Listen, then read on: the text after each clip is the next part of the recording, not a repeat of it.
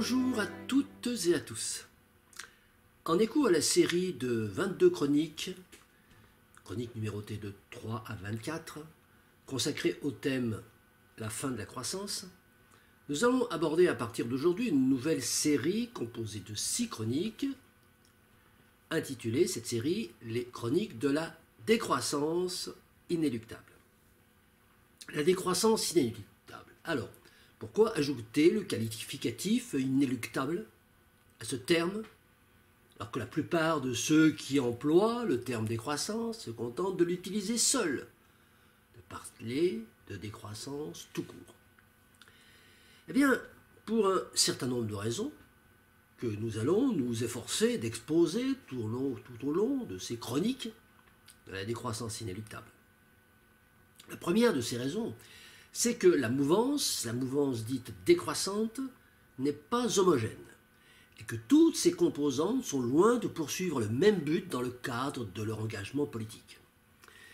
Il est donc nécessaire de préciser ce qu'il faut entendre exactement par décroissance lorsque nous employons ce mot. Car en effet, de la frange décroissante, à la façon greenwashing de ELV, à l'eschatologie apolitique des effondristes, en passant par le clientélisme semi-décroissant de la France insoumise, le mot magique de décroissance est souvent utilisé à des sources diverses, des sources variées, mais pas toujours très claires, et souvent, il faut bien le dire, teinté d'alibis occultant des desseins de pure politique politicienne.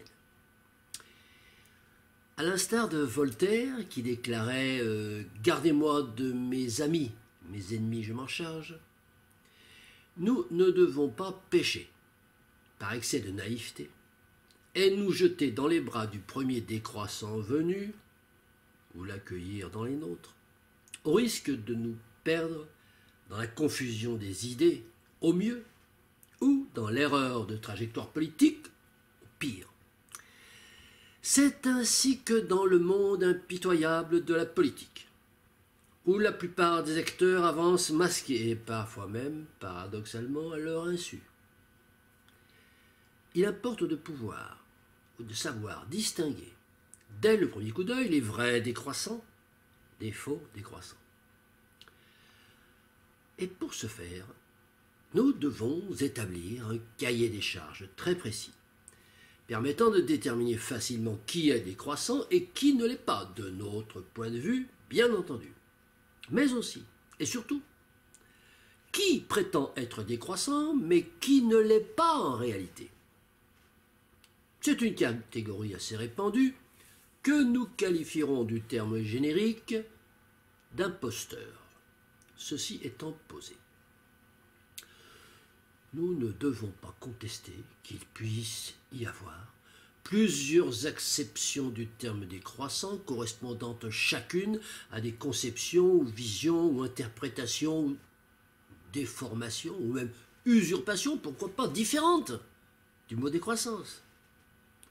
Parce qu'il est de la liberté de chacun de donner le sens qu'il veut à un terme qui n'est pas déposé à l'INPI, Institut national de la propriété intellectuelle, et par conséquent un terme qu'il est loisible d'utiliser dans l'objectif qu'on veut bien lui donner.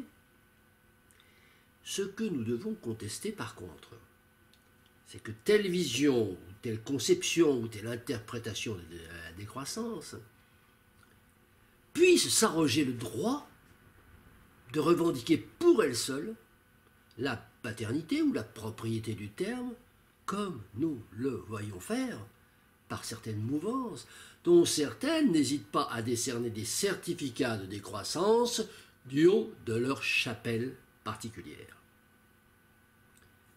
Dans la réalité, n'importe qui peut se déclarer décroissant, dans la mesure où l'utilisation du terme n'est pas protégée, comme on vient de le dire, n'est pas protégée par une réglementation quelconque, ou par un copyright, ou par un droit d'auteur.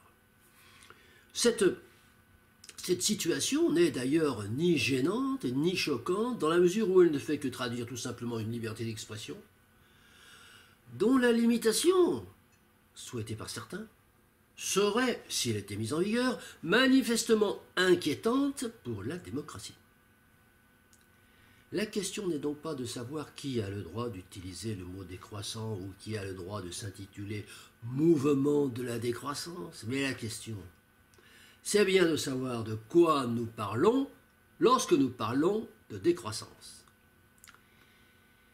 La première chose que nous devons faire, c'est donc de formuler clairement notre propre définition de la décroissance, tout en admettant fort bien que d'autres puissent en formuler de différentes, sans que pour autant nous soyons fondés à le leur reprocher d'utiliser ce terme sous une autre acception, au prétexte, par exemple, que nous considérerions notre définition comme devant être la seule valable. Bien plus, nous devons exiger la réciproque de nos voisins. La réciproque, c'est-à-dire qu'ils fassent l'effort de définir clairement leur décroissance, d'une part, et qu'ils acceptent d'autre part de ne pas revendiquer le droit exclusif d'utilisation du terme. Et c'est ainsi qu'à notre avis, un débat salutaire devrait pouvoir s'engager entre tous les courants se revendiquant de la décroissance ou utilisant le mot décroissance dans le cadre d'une campagne électorale, par exemple.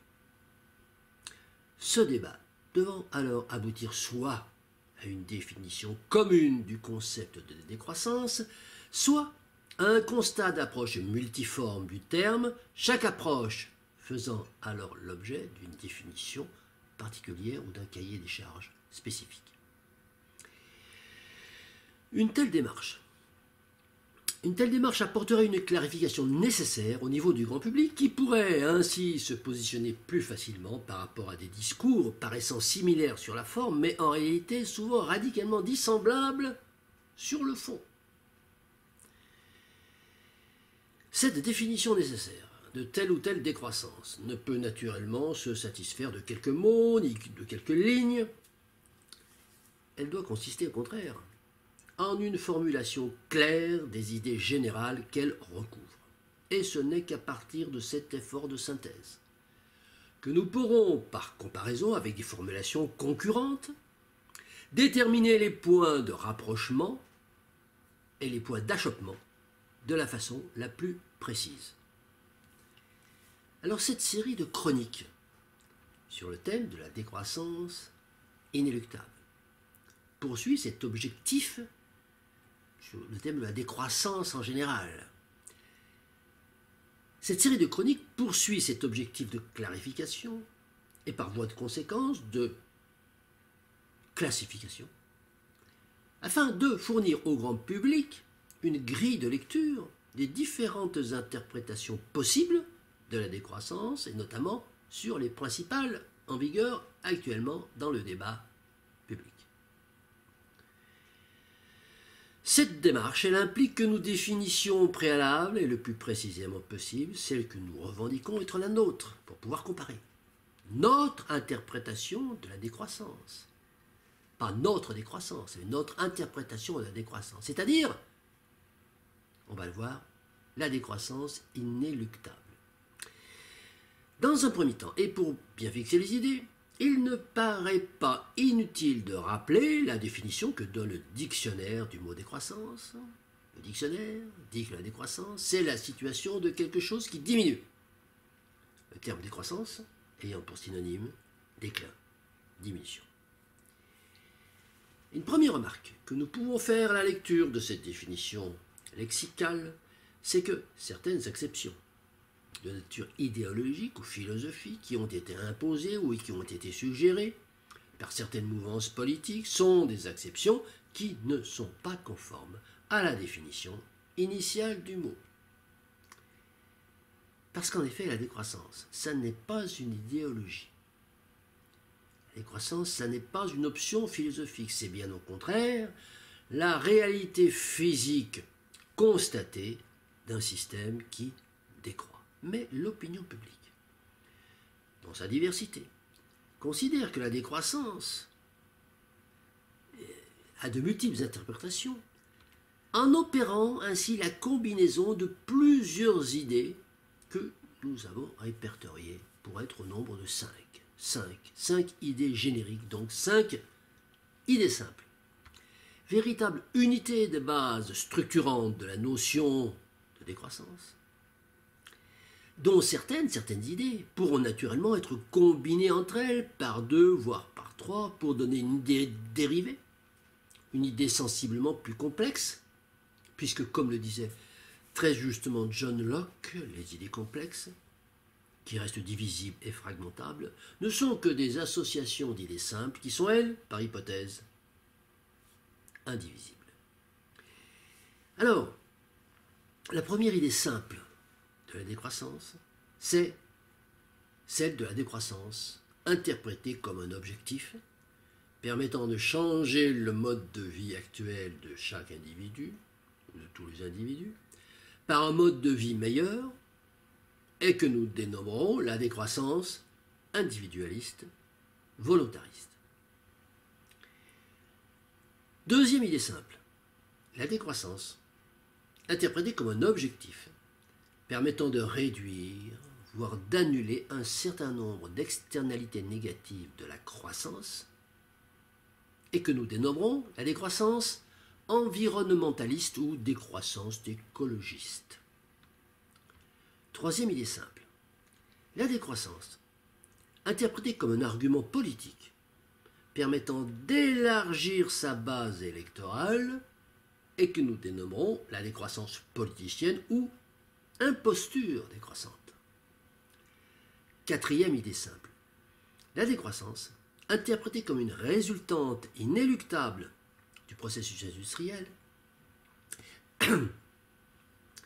et comme première phase plus ou moins rapide d'un effondrement sociétal, également inéluctable, et que nous dénommerons la décroissance effondriste ou collapso-décroissance. Cinquième idée simple, enfin, la décroissance interprétée comme une résultante inéluctable du processus industriel, mais pouvant être encadrée par un nouveau système économico-politique pour éviter l'effondrement, et que nous dénommerons la décroissance inéluctable ou décroissance réelle, terme nouveau que nous suggérons par opposition aux 5 idées simples précitées qui ne nous semblent pas décrire la vraie décroissance. Et c'est cette cinquième idée simple que porte notamment le Parti pour la précroissance, le PPAC, dont je suis membre, la porte en tant qu'interprétation du concept de décroissance. Et c'est cette idée simple que je m'efforce d'argumenter dans la plupart de mes communications. Alors de ce point de vue, du point de vue de cette idée, la décroissance peut s'assimiler, la décroissance s'assimile à une théorie, la théorie de la décroissance inéluctable. Je vous propose donc de commencer ce panorama des diverses interprétations de la décroissance, en commençant par la première dans notre liste, la décroissance individualiste volontariste. Et je vous donne rendez-vous à mardi prochain pour cette prochaine chronique. Merci de votre attention et à bientôt.